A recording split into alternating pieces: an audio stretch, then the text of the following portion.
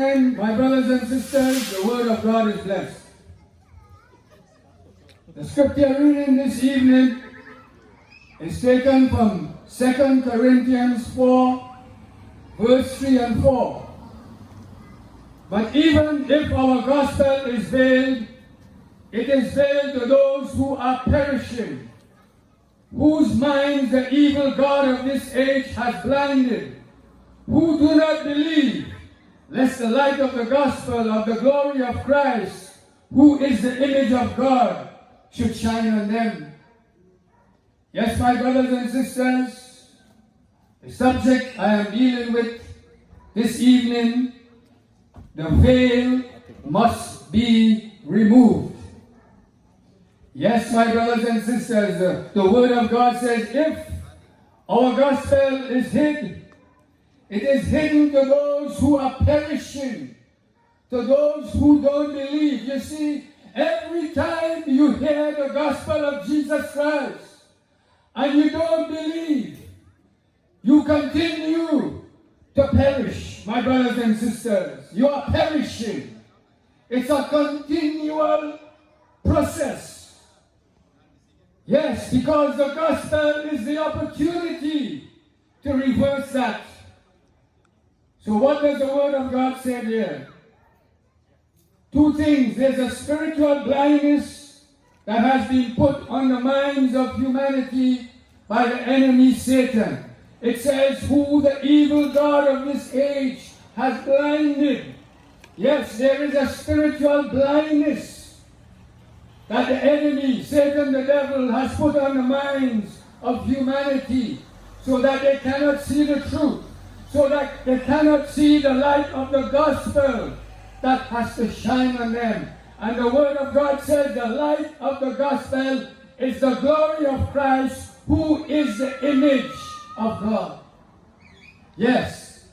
So you see, the devil blinds humanity to that truth. We cannot see who Jesus Christ really is. Having a historical knowledge of the fact that Jesus Christ came in to die and to be the Savior of mankind is not good enough. You see, having a historical fact and knowledge that Jesus Christ came into the world is not the gospel. So by just having that historical knowledge and fact, it cannot do anything to you. So let us hear what the true gospel is. Yes, from the mouth of Jesus Christ himself. Now after John was put in prison, Jesus Christ came to Galilee preaching the gospel of the kingdom of God and saying, the time is fulfilled and the kingdom of God is at hand.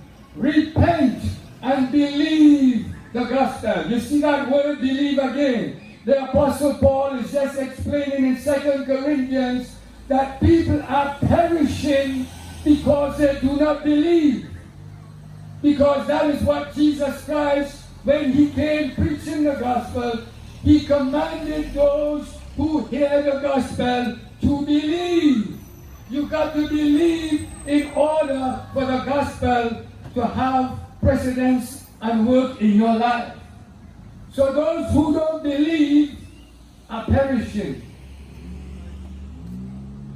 So just having a historical knowledge of that fact that Jesus Christ came into the world, and we know that the season is in, you know. We tune up the quattro, yes, and we take a drink for that, yes. Jesus Christ came into the world, you know, and to save man. That's about it. Yes, but that's not good enough, my brothers and sisters. Jesus Christ came preaching the gospel of the kingdom of God. What is the kingdom of God? The kingdom of God is the realm of God, my brothers and sisters.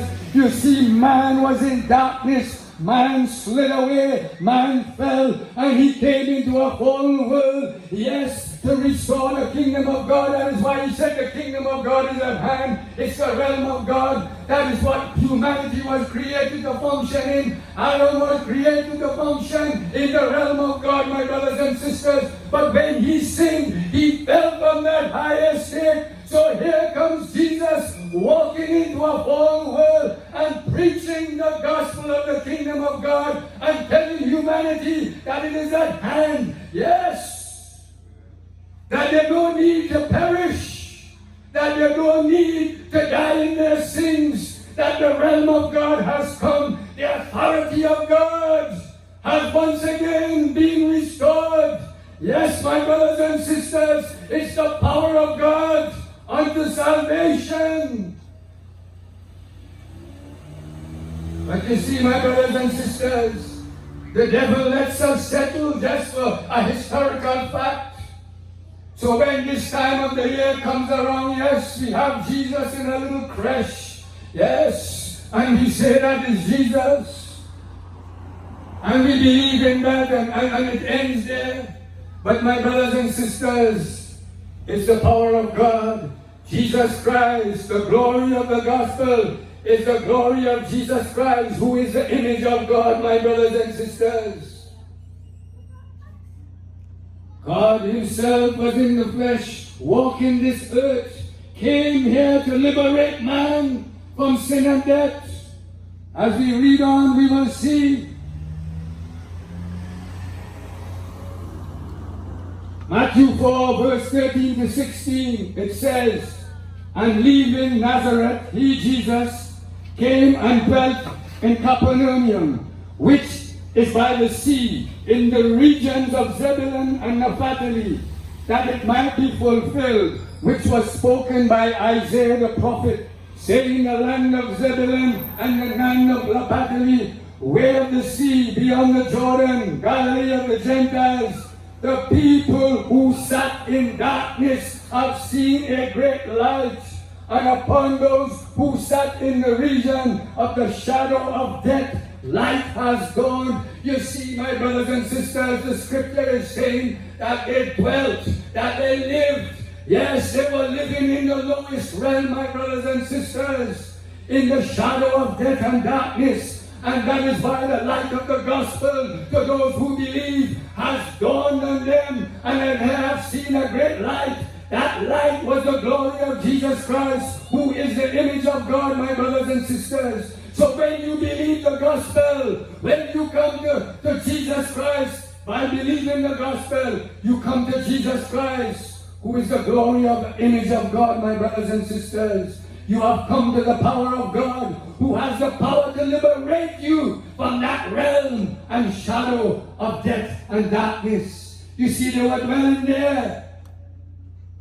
When Adam fell, every human being that came into the world after Adam, yes, was tainted by sin and functioned in that realm. Yes, the realm of shadow of death and darkness. It's a realm, my brothers and sisters. But Jesus Christ came to let man know that the kingdom of God is at hand, that he came to restore that realm that man was created to function in, that higher state, my brothers and sisters. Man was created in the image and likeness of God. It does not mean that we physically resemble God. It's the realm of God that we were created to function in. It's the highest realm. But you see, man was dwelling in that realm, in the shadow of death and darkness. That is what has been handed down to us. We come into this world and we believe everything that was handed down to us, and we say this is how it is. We live for a few years, yes, and we take out the indemnity plan, and we go by the funeral agency, and you book your casket, because anytime you could die. Yes, that is what has been handed down to us. Living to die. As they would say in Trinidad, living to death. But that is not what God has created us for. That is what Jesus Christ, the truth, yes, that the devil has blinded us from. He has come to restore that to humanity, my brothers and sisters. The evil God of this age has put a spiritual blindness over man because of sin. So he cannot see the truth. So he accepts everything as he sees it.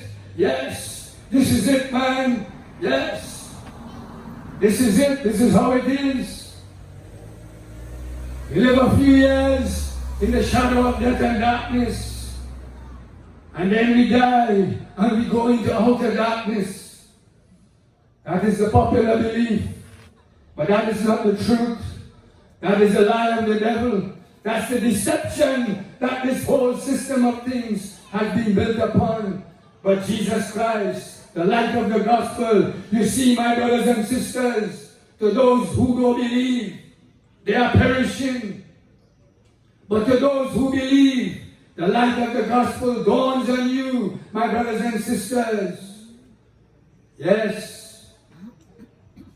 That veil is removed and you begin to see the truth. You begin to realize, hey, all this time I have been believing a lie. I have been believing a lie of the devil. I've been living in darkness, the shadow of death and darkness, thinking that this is how it is. You come to that realization, my brothers and sisters, because the light of the gospel, who is the glory of Christ and the image of God, shines on you. Yes. And the process of change begins in that person's life. Yes, that veil is removed. Our minds and understandings are open. Our ears are unstopped. And we hear the voice of God. Yes. Telling us, hey, that is not the truth. That is not the way. And that is not the life. The way, the truth, and the life is my son. Come to him. Yes, that's why we are here this evening, my brothers and sisters. We are witnesses. Yes, because we believe. And the light of the gospel, who is the glory of Christ and the image of God, has shone upon us, my brothers and sisters. And that's why we are here and we can share the good news with you. You don't have to stay in your bondage. You don't have to stay dwelling in the shadow of death and darkness. Yes, you can be liberated from that realm. And the one who liberates you from that realm is no other than Jesus Christ. Yes. The people who sat in the shadow of death and darkness, a great light has dawned on them. You see, it is very crucial to understand that every time you hear the gospel and you don't believe, you continue to dwell in the shadow of death and darkness. You are perishing because the light of the gospel cannot shine on you. But when you believe, the light of the gospel and the glory of Christ shines on you and liberates you, my brothers and sisters. That veil is removed. The spiritual blindness is removed. Yes. In 2 Corinthians 3, verse 16 and 17, it says, nevertheless, when one turns to Christ, the veil is removed. The spiritual blindness is removed. Now the Lord is the Spirit, and where the Spirit of the Lord there is liberty, my brothers and sisters. Yes, it's the Spirit of the Lord that liberates us. Where the Spirit of the Lord is, there is liberty. Yes, and we are here tonight preaching the gospel of Jesus Christ. And Jesus Christ is here confirming the gospel, my brothers and sisters, waiting on you to believe, to liberate you from that realm, from the realm and shadow of death and darkness, my brothers and sisters. Yes, because when we preach the gospel has that power, yes, of its own, to do exactly what it was commissioned to do.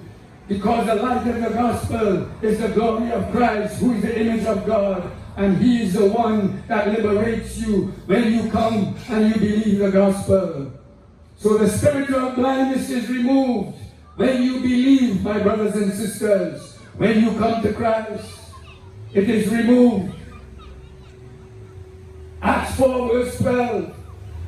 Nor is there salvation in any other, for there is no other name given under heaven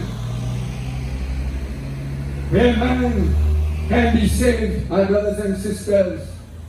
Nobody else could liberate you from that realm, from the shadow of death and darkness. Nobody else. That is what the scripture is saying. There's no salvation in any other name but that name of Jesus Christ, because it is Jesus Christ himself who comes to liberate you from that realm, my brothers and sisters. If you are involved in drugs, if you are involved in guns, if you are involved in violence, if you are involved in gambling, in pornography, whatever you are involved in and holds you bondage, my brothers and sisters, if you don't believe, you are perishing. Yes, you are in that realm. You are dwelling in the shadow of death and darkness. Yes, and you need to believe to be liberated. Yes, my brothers and sisters, you need to believe the gospel. Yes, to be liberated. Because the light of the gospel, who is the glory of Christ, who is the image of God, he has come to liberate you, my brothers and sisters.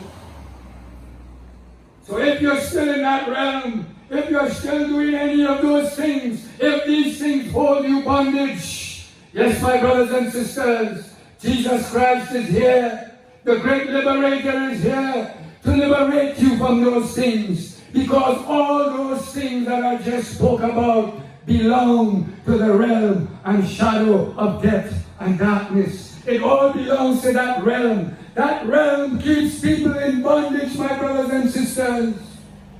But the good news is, Jesus Christ has come to liberate you from that realm. Yes, you need to believe the gospel in order to be liberated. You need to believe that the light of the gospel is the glory of Christ, who is the image of God. He came into this world to be the Savior of the world. He went to Calvary's cross to die for the sins of humanity. He died, he was buried, he rose again from the dead on the third day, and he's seated at the right hand of the Father, making intercession for you and I and for all of humanity. And he's standing there, yes, with his arms wide open, and he's saying, "Come unto me, all who labor and are heavy laden, and I will give you rest. Come unto me, and I will liberate you from the bondages that hold you to the realm of and the shadow of death and darkness," my brothers and sisters.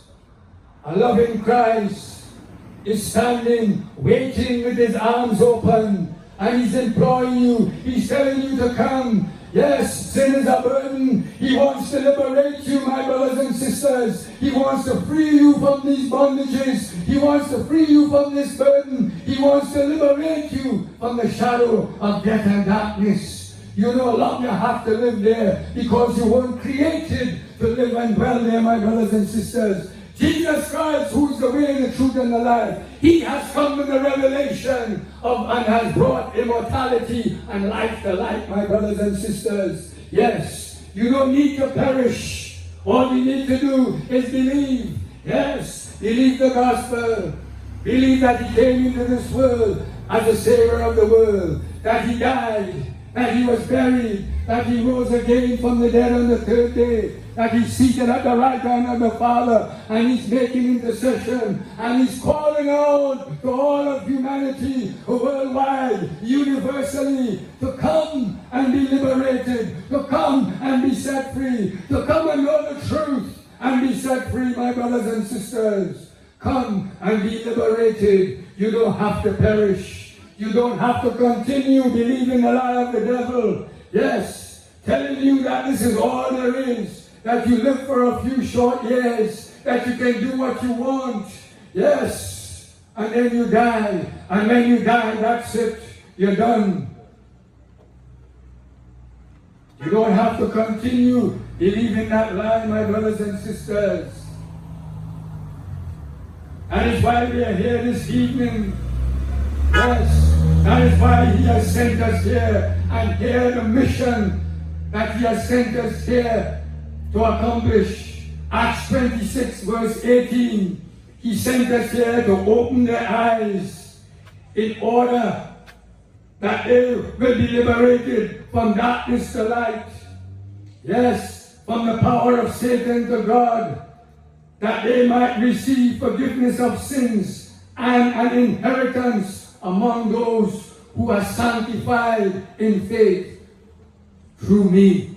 Yes, that is what he has sent us here, to open the eyes. Yes, for you to see, my brothers and sisters, the lie of the devil, for you to see the truth. That's what the gospel does. When you believe the gospel, my brothers and sisters, the gospel is the glory of Christ. It shines on you. The blindness is removed. The veil is removed. He opens up your insight and understanding. You are given understanding, and you realize that all that you have believed in and all that you think you had, you really have nothing. What you have been embracing, my brothers and sisters, is exactly what the Word of God is saying. You have been embracing death and darkness. Yes. Because all these things that keep humanity in bondage, my brothers and sisters, belong to that realm. It is all of darkness. When you think you're having a good time, yes, really and truly, you're not having a good time. You're just preparing, yes, for death. Yes, my brothers and sisters. He disguises everything and he makes it look so good.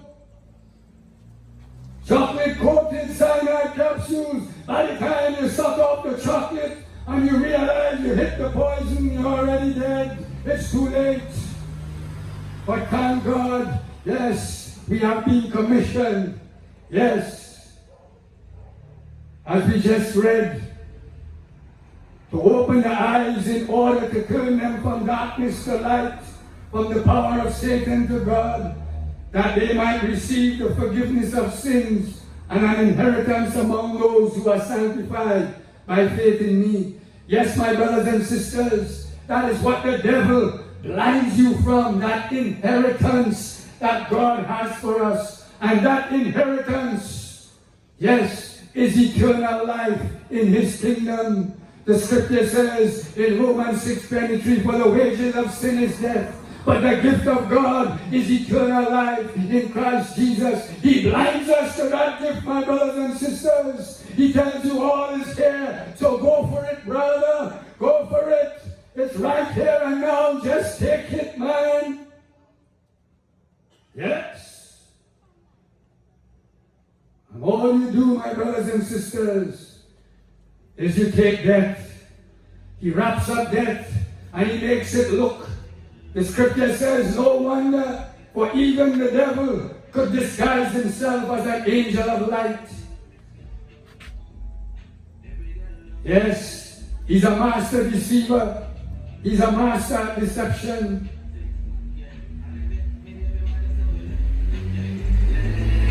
So he blinds you from that inheritance. 2 Corinthians 5:18-21. Now all things are of God, who reconciled us to himself through Jesus Christ, and has given us the ministry of reconciliation.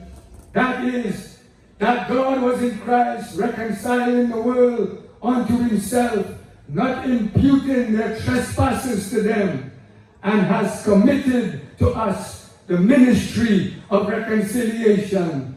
Now then, we are ambassadors for Christ, as though God were pleading through us. We implore you, on Christ's behalf, be ye reconciled to God, for he made him who knew no sin to be sin for us, that we might become the righteousness of God. We are the ambassadors for Christ. We have been sent here by Jesus Christ, and as though Christ is pleading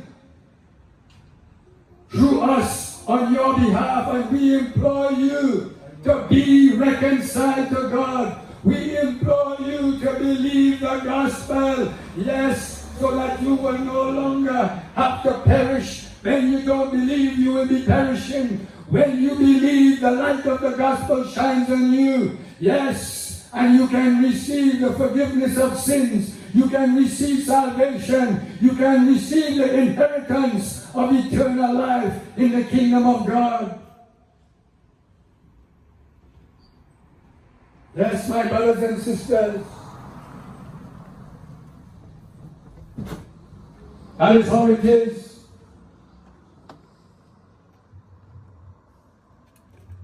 The Word of God, it says, and it talks about belief. You go back to that word. I'm reading from the Gospel, John, and I'm reading from verse 7 on to verse 13.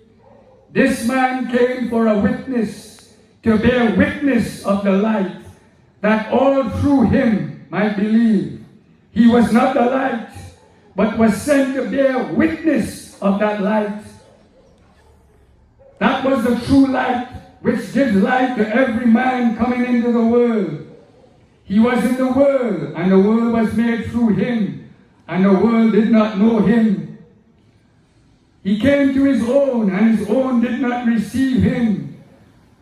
But to as many who received him, he gave the right to become the children of God. To those who believe in his name. You see, we go back to that word, believe. Yes. To those who believe the gospel. To those who believe that Jesus Christ is the true light that came into the world, that gives light to every mind coming into this world. Yes. Just as John the Baptist came to bear witness to that light, we are here tonight bearing witness to that light, and we implore you, my brothers and sisters, be reconciled to God. We implore you to believe the gospel, so that the gospel could shine on you, who is the glory of Christ. And you can receive forgiveness of sins and the inheritance of eternal life in the kingdom of God. To those who believe, my brothers and sisters, you got to believe the gospel. Yes, it's believe all that. You believe, you receive. You don't believe, you perish. It's straightforward, my brothers and sisters. That is what it boils down to. You have that choice. All the scriptures that we have read, it shows you, yes, that when you believe, it is Christ that you are believing in. It's the glory of Christ that shines on you and liberates you and forgives you and sets you free and gives you his gift of eternal life. What must we do? The Apostle Peter, preaching this same gospel in the book of Acts 2:38, he preached it to his fellow men. And when they finished, they heard the gospel, they asked Peter, they said, men and brethren, what should we do? It says they were cut to their hearts. And he told them, repent all of you and believe and be baptized in the name of Jesus Christ for the remission of your sins, and you will receive the gift of the Holy Spirit. Yes, my brothers and sisters, you have heard the gospel of Jesus Christ. You have heard everything. You believe. You are liberated and set free. You don't believe, you are perishing. The choice is yours, my brothers and sisters. And as we say, we are here. This is the mission. We are ambassadors for Christ. And we implore you, believe. We want to give you that opportunity, my brothers and sisters. We cannot make that choice for you. It's the most important decision that you will make, because it depends on where you will spend eternity.